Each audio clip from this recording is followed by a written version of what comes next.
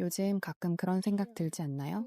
SNS 보면 다들 부업으로 월 1,000억 단위 매출은 그냥 찍고 주말마다 해외여행 가고 한강 벨트 근처 집은 기본으로 가지고 있는 것 같더라고요.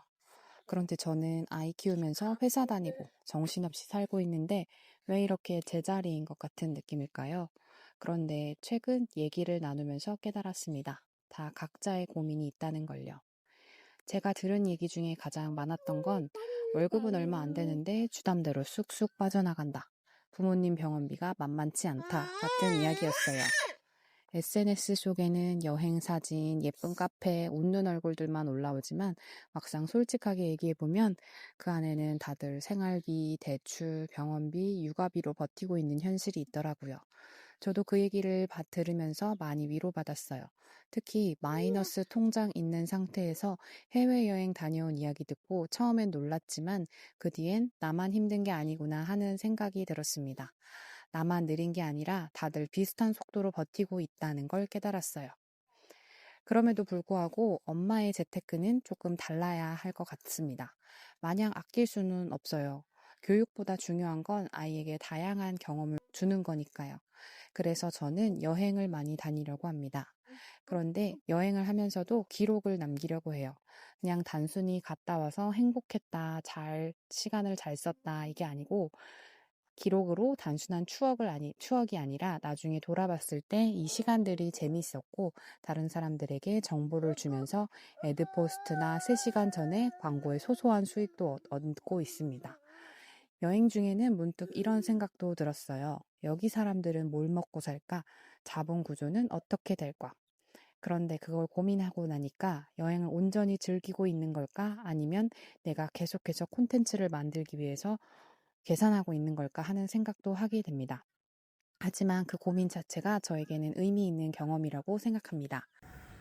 그래서 제가 요즘 하고 있는 3가지 방법을 소개하겠습니다. 첫 번째는 들어오는 돈은 바로 이체하거나 투자 통장으로 옮기는 겁니다. 고정 수입 외에는 다 모든 들어오는 상여금, 지원금, 예상치 못한 수입은 보너스가 아니라 미래 예비비로 생각합니다. 쓰지 않고 일단 묶어두면 나중에 마음의 여유가 생기고 그게 불안감의 완충 장치가 되더라고요. 지금은 폐지되었는데 육아휴직 사후 지급금이 저는 아이들 2명으로 약 1,000만 원 정도가 갑작스럽게 들어오게 됐어요. 그 돈을 새로운 돈이 들어왔다고 흥청망청 쓰는 게 아니라 보상의 개념으로 호캉스 한번 갔다 오고 나머지는 다 부동산에 올인했습니다. 물론 지분 투자로 잘못 들어가서 지금은 소송 중에 있긴 하지만 아무래도 서울에 있는 토지다 보니까 언젠가는 후대에는 어떻게 수익으로 돌아올 수 있지 않을까 생각이 됩니다. 두 번째는 경험을 기록으로 남기고 있습니다. 아이들과 여행을 가면 그게 돈으로 바뀌지 않아도 괜찮습니다. 사진, 글, 메모라도 남겨두면 나중에 돌아봤을 때 그래도 이 시절을 잘 살았구나 하는 증거가 되는 것 같아요. 기록은 또 다른 기회를 만들어주기도 하는데 요즘에는 모든 갔던 곳을 다 기록으로 남기다 보니까 그게 어떻게든 애드포스트든 3시간 전이든 다 광고 수익으로 들어오는 것 같습니다. 세 번째로는 소비 대신 선택을 남기고 있습니다. 어린이집 엄마들이나 가족들이나 아이 키우는 집이라면은 모두 다 많이 공감하실 텐데요. 놀러 가자는 말이 진짜 많습니다.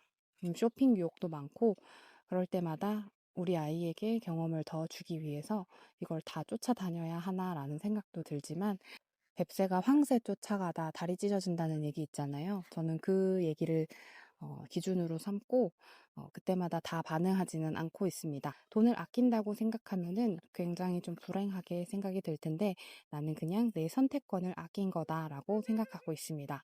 나중에 진짜 필요한 순간에 내가 주도적으로 결정할 수 있는 힘을 남겨두는 거죠.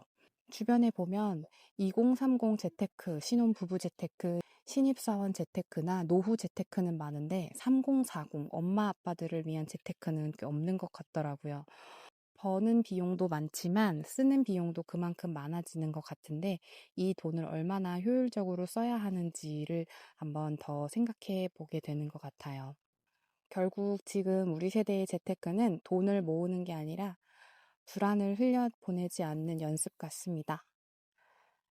제가 오늘 영상에서 얘기하고 싶은 건 불안할 때 어떤 것을 하는 게 더 중요하다라는 거를 말씀드리고 싶었습니다. 저도 여행을 와서 온전히 즐기지 못하고 아침에 갑자기 일찍 일어나서 이 영상 콘텐츠를 기획했는데, 물론 지금 영상 콘텐츠 자체가 썩 마음에 들진 않지만 그래도 기획했다는 것 자체 하나만으로 그 불안함이 좀 사라지더라고요.